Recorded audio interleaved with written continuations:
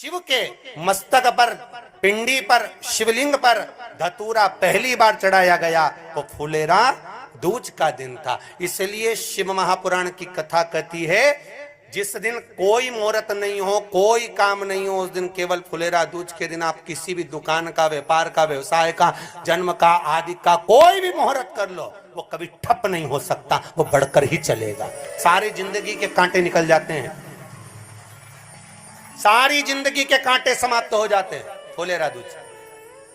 कहते हैं दुनिया में सब दिन का दान, सब दिन का पुण्य समाप्त हो सकता है, और फुलेरा दूज का दान, पुण्य, सत्कर्म, भजन, कीर्तन, नाम स्मरण समाप्त नहीं होता। चक्कर आ जाते हो, अचानक गिर जाते हो, हापड़ी भराने लगती हो थोड़ा सा चलने पर, श्वास फूल जाती हो ज्यादा चढ़ने पर, उनके लिए विशेष है कि धतूरे की जड़ को, धतूरे का जो फल होता है उसकी जड़ महाराज निकाल कर, धोकर, उसको घिसकर शंकर भगवान पर उसका लेपन कर दीजिए। थोड़ी सी जड़ शिव जी पर चढ़ा दीजिए फुलेरा दूज के दिन। उस जड़ को पानी चढ़ाकर वापिस लेकर आ जाइए। जो मिर्गी का मरीज होता है, जिसको दमे की शिकायत होती है, श्वास की होती है, चलने में हापड़ी भरा जाती हो, फुलेरा दूज के दिन दोपहर के समय पर उसको वो जड़ केवल 3 या 4 बार सुगंध में सुंगा दी जाती है, तो मिर्गी की बीमारी समाप्त हो जाती है, और जिसको दमा श्वास फूलता है उसको भी आराम लग जाता है। फुलेरा दूज के दिन उसके लिए नित्य आनंद का सुख दे जाती है। और भी ध्यान दें, जिसको बहुत भारी बीमारी हो, डॉक्टर कह रहे हैं कि ऑपरेशन की जरूरत है, ऑपरेशन कराना पड़ेगा, गांठ हो गई है, ये हो गया है, वो हो गया है, निवेदन है एक धतूरा फुलेरा दूज के दिन भगवान शंकर के शिवलिंग पर समर्पित करें, और 5 बेलपत्र नंदीश्वर भगवान पर अर्थात भगवान नंदी पर समर्पित करें। जीवन में कितनी बड़ी भी बीमारी होगी वो आगे नहीं बढ़ सकती, ऑपरेशन की जरूरत नहीं पड़ सकती, वो केवल फुलेरा दूज पर हो, केवल फुलेरा दूज के दिन, उसके सिवाय नहीं। और वो 15 मार्च को है, मौका मिला है, आनंद से। धतूरा होता है विषैला। कैसा होता है? विषैला, बहुत विष होता है धतूरे के अंदर। पर महाराज भगवान शिव को वो समर्पित किया जाता है जैसे पार्वती जी को लगा जब कोई साथ नहीं दे रहा, पार्वती जी को लगा जब कहीं से सुख का अनुभव नहीं हो रहा, आनंद का अनुभव नहीं हो रहा, पार्वती जी ले गई धतूरा, पार्वती मैया ले गई उस बेलपत्र को शिव को। और प्रयास करना, अगर दुख है तो एक धतूरा समर्पित कर कर 1 लोटा पानी अवश्य समर्पित कर। उनके लिए भी कहूंगा जिनको शरीर में दाद हो जाती है, खाज हो जाती है, या खुजलियों का क्रम हो जाता है, उनके लिए भी महाराज धतूरे का पानी, धतूरा डाल दो, पानी रख दो उसमें, उसके अंदर थोड़ा सा चंदन डालकर वो पानी शिव जी को समर्पित कर दो। वही पानी को लेकर आ जाइए और कुछ देर तक शरीर में लगाकर बैठ जाइए महाराज। वो केवल फुलेरा दूज का है महाराज, उसको शरीर में लगाकर थोड़ी देर बैठ जाइए, 15-20 मिनट तक। शरीर के अंतर्गत कोई वस्त्र ना हो, उस वस्त्र को उतार कर उसको लगाकर बैठ जाओ। 2.5 से 3 महीने में दांत खाज, किसी भी चर्म रोग होगा वो धीरे धीरे समाप्ति की ओर हो जाएगा। महाराज फुलेरा दूज का महत्व शास्त्र कहता है, भले इसको छुपा कर रखा गया हो शास्त्रों के अनुसार, पर इसकी महत्वता जो दुकान, जो व्यापार, जो व्यवसाय, और पहले भी आपको कहा, मान लो आप शिवरात्रि के दिन रात को भगवान शंकर को धतूरा चढ़ाते हो व्यापार व्यवसाय के लिए, और वो धतूरा आप शिवरात्रि के दिन सुबह 4 बजे से पहले नहीं बांध सकते, तो उस धतूरे को फुलेरा दूज के दिन लाल वस्त्र में बांधकर अपने व्यापार वाली जगह पर बांध दो। जीवन में कभी व्यापार नीचे नहीं जाएगा, बढ़ता ही चला जाएगा। और उनके लिए भी निवेदन करूंगा जिनके यहाँ कर्जा बहुत है, बहुत कर्जा है, चूक ही नहीं रहा, पैसा ही नहीं रहा, व्यापार चले तो कर्जा चूके, उनके लिए भी निवेदन करूंगा, एक धतूरा बेलपत्री के पेड़ के नीचे शिवलिंग का निर्माण कर कर फुलेरा दूज के दिन उस धतूरे को अपनी कामना कर कर हल्दी में भिगोकर उसको भगवान शंकर को समर्पित कर दीजिए अपनी कामना कर कर। उसी हल्दी की 1 बिंदी अपने साथ में रुमाल में लगाकर अपने व्यापार व्यवसाय की जगह पर लेकर जाइए। कर्जा धीरे धीरे धीरे धीरे जब चूकेगा, जब लक्ष्मी आएगी, तो लक्ष्मी की वृद्धि भी वो करता महाराज। ये फुलेरा दूज के उपाय।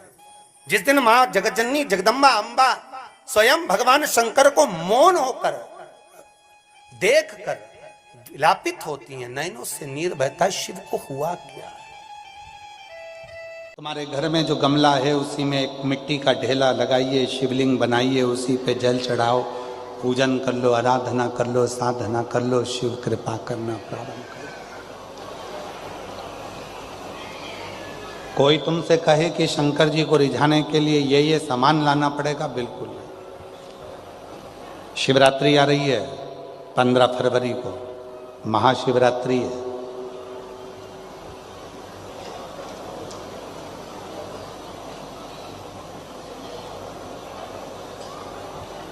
कितना भी विशाल रोग है शरीर में,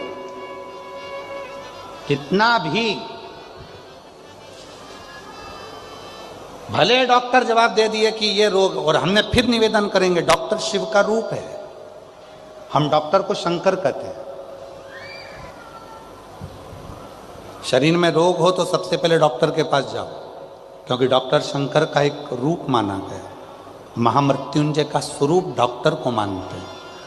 तो जांच का बोले जांच कराओ, दवाइयाँ का बोले दवाइयाँ खाओ, फिर भी अगर दवाई ना लगे तो महाशिवरात्रि जो 15 फरवरी को आ रही है, एक बेर, बेर को क्या बोलते तुम्हारे डबरा में, बेर बोर क्या बोलते, जम के तो बोलो, वो खाने वाला बेर बोलते ना। एक बेर शिवजी के शिवलिंग पर 2 सेकंड के लिए उसको शिवलिंग पर चढ़ा दीजिए, पंचाक्षर मंत्र का जाप करिए नमः शिवाय, या षडाक्षर मंत्र का जाप करिए ओम नमः शिवाय, या श्री शिवाय नमस्तुभ्यम का जाप करिए, बाबा को प्रार्थना करिए। बाबा, सुना है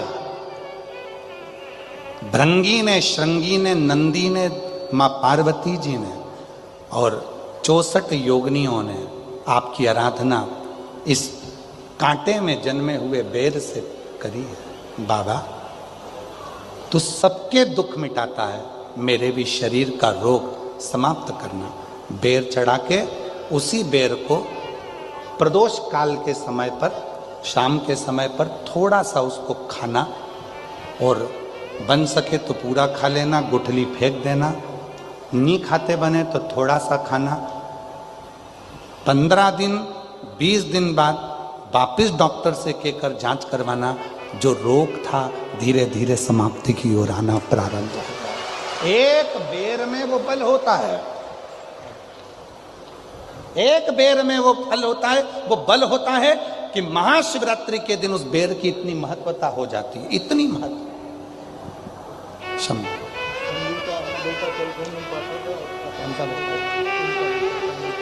चलने लगा बेटा? अच्छा,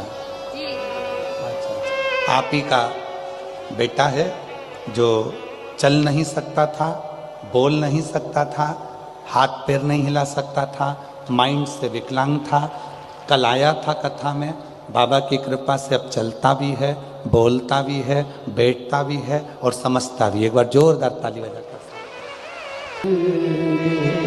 बेटे की सचिवालय में नौकरी लगी है, एक बार जोरदार ताली बजाकर साधुवाद दीजिए, बधाई। ये बेटे मेरा तू ही तो हमदर्द है जिसे हर दर्द। पार्थिव शिवलिंग का पूजन कलियुग में सुख प्रदान करता, सुख। चर्म रोग हो गया, चमड़ी सफेद पड़ने लगी, शरीर में चिट्टे पड़ने लगे, पूरा शरीर बेकार होने लगा, या परिवार में कहीं ना कहीं किसी ना किसी रूप में कोई आपका धन लेकर चले गया, धन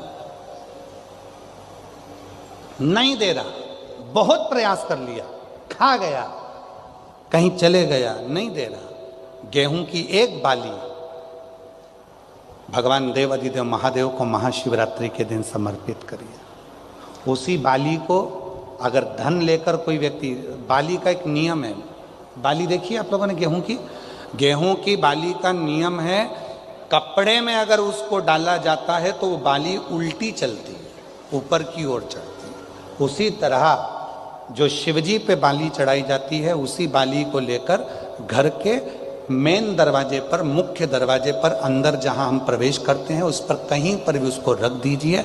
वो कैसा भी धन तुम्हारा कोई लेकर चले गया हो, उसके बाप को भी लाकर वापस देना पड़ता है, वो धन लाकर वापस देता ही है। उसका पिता भी लाएगा, कैसे भी लाएगा, पर वो धन को लाकर देगा, कैसे भी लाए। उसको बेचे नहीं, उसके अंदर, उसके भीतर से उसको बहुत बहुत बहुत तकलीफ होती है, उसको लाना पड़ता है। वो बाली वापिस खींच कर ले आता, उसके पिता को भी लाकर देना। गए हुई संपदा, वैभव, धन, महाराज एक बाली शिव को समर्पित करी जाए। हम तो यहाँ तक कहेंगे मेरी जीजियों से, अगर तुम्हारे घर में वंश नहीं बढ़ रहा, संतान नहीं है, औलाद नहीं है, 20-20, 25-25 साल हो गए, 23 साल, 30 साल भी अगर हो गए हैं, तो प्रत्येक महीने शिवरात्रि आती है। हर महीने की शिवरात्रि पर गेहूं का एक दाना शिव को समर्पित कर कर प्रदोष काल में उस दाने को लेकर आओ और रात्रि को सोने से पहले उस दाने को खाना प्रारंभ करो। मेरा बाबा चाहेगा तो तुम्हारी गोदी में संतान जरूर देगा, वंश देगा। शिव की उदाहरण,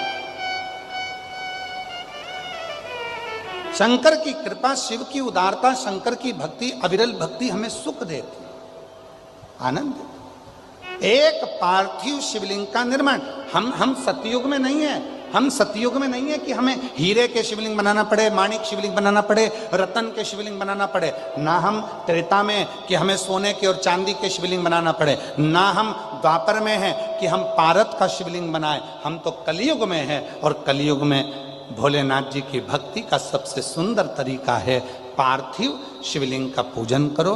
यदि पार्थिव नहीं भी बना सकते तो एक लोटा जल लेकर शिव जी के मंदिर में जाकर बाबा देवाधिदेव महादेव को जल चढ़ाना प्रारंभ करो। मेरा देवाधिदेव महादेव सुख प्रदान करना प्रारंभ कर देता है। एक लोटा जल सारी समस्या का, एक लोटा। पहले कभी स्मरण में नहीं आया, पर आज स्मरण में आया है नगपुरा में, तो बड़े सावधानी से सुनिएगा। एक बार मां आद्य शक्ति पार्वती अपनी सखी गजमुखी के पास गई। क्या नाम था उनकी सहेली का? गजमुखी। जम के बोलो, गजमुखी। उनकी सखी गजमुखी के पास गई। ध्यान देना थोड़ा सा। एक शिवजी के गण नंदी और एक पार्वती जी की सहेली गजमुखी। कहते हैं शंकर भगवान के गण नंदी इतने सुंदर थे, इतने सुंदर थे कि उनको देखकर अप्सराएं भी उनकी ओर आसक्त हो जाती थी। इतने सुंदर थे, इतने सुंदर। तब बाबा देवाधिदेव महादेव की आराधना में नंदी लग गए। शिवजी ने कहा वर मांगो, तुमको क्या चाहिए? तो कहा कि मेरा मुख बदल दो, मुझे ये मनुष्य का चेहरा नहीं चाहिए। क्यों? अगर ये चेहरा रहेगा तो लोग मेरी ओर आसक्त होंगे और मैं आपकी भक्ति नहीं छोड़ना चाहता, इसलिए मुझे ये चेहरा हटाकर आप नंदी का चेहरा लगा दीजिए और मुझे आपका शिष्य बना दीजिए। दूसरे नंबर पर है माता पार्वती जी की सहेली गजमुखी। इतनी सुंदर थी, इतनी सुंदर थी, इतनी सुंदर, जो आज के ज़माने में दिन भर इंस्टाग्राम पर और फेसबुक पर और ना जाने कौन कौन से वो सोशल मीडिया पे आप जितनी भी सुंदर सुंदर कहते हो ना, कितनी सुंदर, कितनी सुंदर, ये सब जितनी दुनिया की सुंदरता है पार्वती जी के साथ रहने वाली एक उनकी सखी गजमुखी के चरणों की धूल के बराबर है, चरणों की धूल के बराबर। इतनी सुंदर थी गजमुखी। एक दिन गजमुखी आई पार्वती जी के पास। गौरा, गौरा गौरा। गौरा ने कहा क्या बात है, क्या हो गया? एक वर चाहती हूं तुमसे। क्या वर है? बस मैं चाहती हूं कि जब भी मैं तेरे साथ चलूं पूरी दुनिया की दृष्टि केवल तुझ पर रहे, मुझको कोई ना देखे, ऐसा वर चाहिए। पार्वती जी ने कहा इतनी स्त्री की सुंदरता तो उसके चेहरे से ही होती है, और तू ऐसा वर मांग रही? नहीं नहीं नहीं, मुझे बस तू वर दे दे, ऐसा वर दे दे। पार्वती जी ने कहा तुझे जो अच्छा लगे वो प्राप्त कर ले, मुझे हाथी का मुख लगा दे। हाथी का, ठीक है। गजमुखी हो गई पार्वती जी, बहुत सुंदर थी। अब एक बार गजमुखी ने नंदी से संवाद कर लिया। बहुत सुंदर प्रसंग है, थोड़ा ध्यान देना। पहली बार स्मरण में आया इसलिए उसको सुनाने का मन कर गया। बहुत सुंदर प्रसंग। गजमुखी ने नंदी से एक बार संवाद कर लिया। दोनों की खिंचातानी होने लगी। नंदी कहने लगे भोलेनाथ जी के भार को मैं अपने कंधे पर लेकर चलता हूं, मेरी पीठ पर शिव और शक्ति दोनों विराजमान होते हैं, मैं उन दोनों को भ्रमण कराते रहता हूं। देखा मुझ में बल, मैं शिव और शक्ति को अपनी पीठ पर बिठाकर घुमाता रहता हूं। गजमुखी सुनती रही, सुनती रही। गजमुखी ने कहा रे नंदी, ये तेरा भ्रम है कि तू शिव को उठाकर लेकर जा रहा। ये तेरा भ्रम है कि शंकर भगवान तेरी पीठ पर बैठकर जा रहे हैं।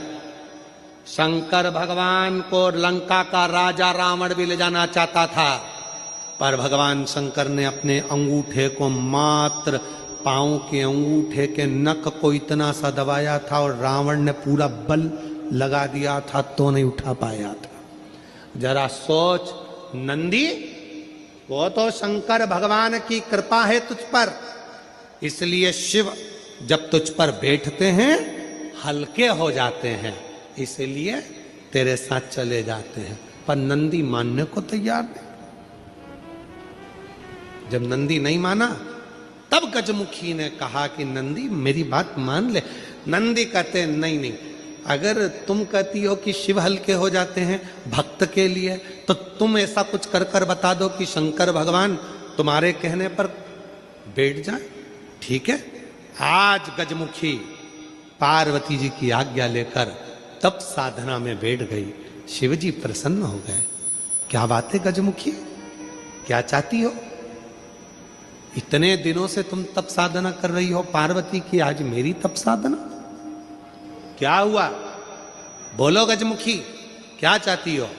गजमुखी ने एक बेलपत्र का पत्ता दिया और बाबा भोलेनाथ जी से कहा, बाबा मेरा निवेदन है, इस पत्ते को मैं हवा में उड़ाऊंगी, आप उस पत्ते पर क्या बैठ जाओगे? शंकर भगवान बोलने लगे, अकेला बैठूं या पार्वती को भी बैठाऊं? गजमुखी बोली, इतने से पत्ते पर पार्वती भी बैठ जाएगी? शिव जी बोले, पार्वती को बिठाऊं, साथ में गणेश जी को भी बिठाऊं कि रिद्धि सिद्धि को भी बिठाऊं? गजमुखी ने कहा, इतने से पत्ते पर गणेश रिद्धि सिद्धि बैठे। शिव जी बोले कि कार्तिकेय को भी बिठा लूं कि अशोक सुंदरी को भी बिठा लूं कि जया विशारा सामरी बारी दौतली देव सबको बिठा लूं? इतना बड़ा परिवार सब बैठ जाएगा? इतने में शिव जी बोले कि भगवान विष्णु और लक्ष्मी को भी बिठा लूं क्या? कहा विष्णु लक्ष्मी, तू कहे तो ब्रह्मा ब्रह्माणी को, ब्रह्मा ब्रह्माणी, इंद्र इंद्राणी, 33 कोटि देवता इस पत्ते पर बिठा देता हूं, बोल गजमुखी। गजमुखी मुस्कुराकर बोली, ये सब तो नहीं, केवल आप बैठ जाइए। गजमुखी ने शिव नाम लेकर पत्ते को शिवलिंग पर चढ़ाने के लिए बस थोड़ा सा उसको नीचे की ओर गिराया। उतनी देर में उस पत्ते के अधर पर मेरा शंकर आकर विराजमान हो गया। मेरा शिव उस पत्ते पर आकर विराजमान। आवाज लगाई, नंदी जल्दी आओ। तुम कहते थे मुझ में बल है, मैं शिव को पीठ पर बिठाता हूं। तुमसे ज्यादा बल एक बेलपत्री के पत्ते में है, जो पूरे 33 कोटि देवता को एक पत्ते पर बिठा सकता है। एक बेलपत्र के पत्र में वो बल होता है, एक बेलपत्र के पत्ते में वो बल होता है, पूरे ब्रह्मांड को वो अपने में समेटे रहता है। तब भगवान शिव ने प्रसन्न होकर कहा, सुनो गजमुखी, आज मैं प्रसन्न हुआ, तुम्हें वर देता हूं। जब भी पृथ्वी पर मृत्युलोक में कोई पार्थिव शिवलिंग का पूजन करेगा और पार्थिव मिट्टी का जब कोई शिवलिंग बनाएगा, उस शिवलिंग को केवल थाली पर, पाटे पर या लक्कड़ पर नहीं, मेरा बेलपत्र रखकर जब उस पर कोई शिवलिंग का निर्माण करेगा, जो कामना वो चाहेगा उसकी कामना शिव उसी क्षण पूरा कर देगा, उसी क्षण पूरा। आप में से कितने लोग हैं जो पार्थिव लिंग का निर्माण करते हैं? हाथ उठाओ। करते हो सब? वैसे नहीं करते होगे तो सावन में अपन लोग सब मिलकर ही करते हैं। काय में बनाते हो? पात्र में। पात्र के अंदर जब शिवलिंग का निर्माण करते हो तो सबसे पहले नीचे एक बेलपत्र रखा, रखते हो? जम के तो बोलो, रखते हो ना? बहुत जरूरी है एक बेलपत्र। क्यों? कहते हैं जब हमने शिवलिंग बना लिया, पूजन चालू कर दी, पानी डालना प्रारंभ करा, ये तो मिट्टी है, धीरे धीरे पानी चढ़ते चढ़ते गलने लगती है। जब मिट्टी गलने लगती है, शिवलिंग थोड़ा थोड़ा थोड़ा थोड़ा खंडित होने लगता है। मन में आता है कि हमने शिव जी की पूजन करी, शिवलिंग मिट्टी का था, गल रहा है। शहद चढ़ाने से, दूध चढ़ाने से, जल चढ़ाने से, अभिषेक करने से मिट्टी गलने लगी है, शिवलिंग खंडित होने लगा है। शिव महापुराण की कथा कहती है, पार्थिव लिंग को, मिट्टी के शिवलिंग को जब हम बेलपत्र के ऊपर निर्माण करते हैं, पार्थिव शिवलिंग बनाकर पूजन करते हैं, तो वो मिट्टी का शिवलिंग अगर गल भी जाए, टूट भी जाए, पानी में बह भी जाए, तो याद रखना वो कभी खंडित नहीं माना जाता, वो अखंड ही माना जाता। आज छोटा है थोड़ा हमारे हाथ में, ये फूल का बेटा है, ठीक है? पूरा फूल नहीं है, ठीक है? फूल का बेटा है ये, छोटा सा। अच्छा दिख रहा है? काय आस्था वालों दिखाओ तो सही, दिखाओ जरा बाजू में, और थोड़ा सा पास कर दो तो सबको नजर आ जाएगा। ठीक गया? शंख पुष्पी, अपारिजात भी बोला जाता है इसको, ठीक है?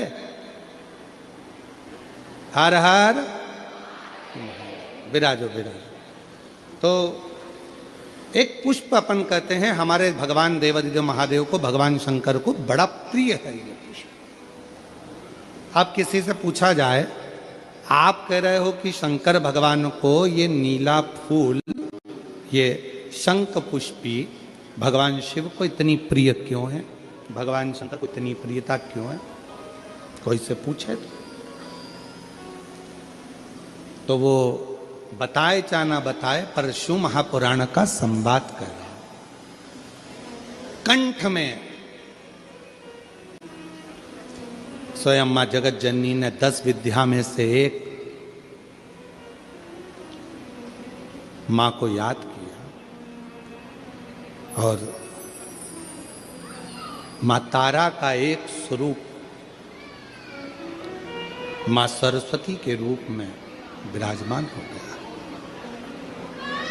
कंठ में रहने से विष की तपन के कारण,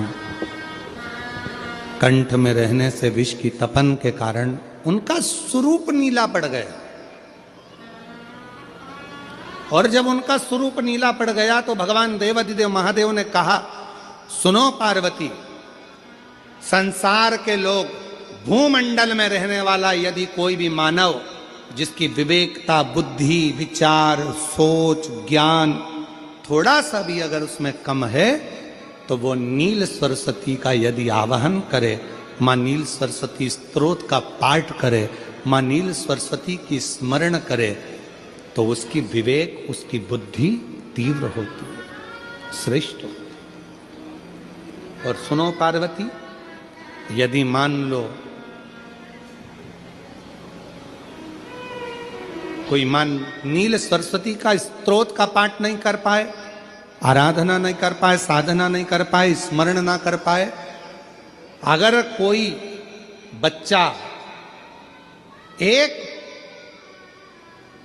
शंख पुष्पी पुष्प को समर्पित कर कर जलाधारी पर और एक लोटा जल यदि वो समर्पित करता है और उस जल का आचमन कोई बच्चा नित्य प्रति करता है, तो वो बच्चा धीरे धीरे विद्वत्ता धारण करता ही जाता है। जो याद करता है वो भूलता नहीं। ये मां नील सरस्वती की कथा है।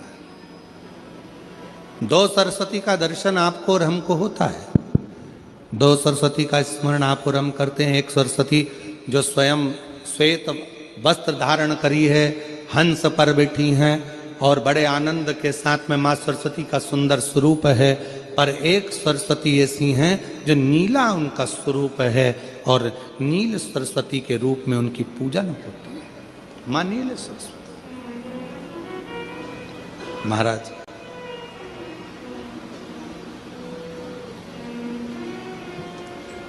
जैसे कोई कोई बच्चे ऐसे होते हैं कि जन्म लेने के बाद में उनकी राल टपकती रहती है, विद्वान नहीं हो पाते, पलंग पर पड़े रहते हैं, पांव हाथ काम नहीं करते हैं और डॉक्टरों का इलाज चलता रहता है पर वो रिटर्न नहीं आ रहा है। ये इनको बढ़ाओ ना। बच्चों की मुख से राल टपकती रहती है, विद्वत्ता नहीं रहती, माइंड थोड़ा सा कमज़ोर होता है और शरीर भी उनका थोड़ा शिथिल रहता है। शरीर तो कई लोग कह देते हैं कि ये बच्चा थोड़ा जल्दी जन्म ले लिया इसलिए ऐसा हो गया, प्रीमेच्योर हो गया, ऐसा हो गया, वैसा हो गया। दवाइयाँ भी चलती हैं, इलाज भी चलता है, पर उसका कोई लाभ नहीं मिल पाता और वो बच्चा पलंग पर पड़ा रहता है, राल टपकती रहती है, बुद्धि काम नहीं करती। छोटे छोटे भले वो 20 साल का हो गया पर 8-10 साल के बच्चों जैसी उसमें विवेकता होती है, बुद्धि होती है।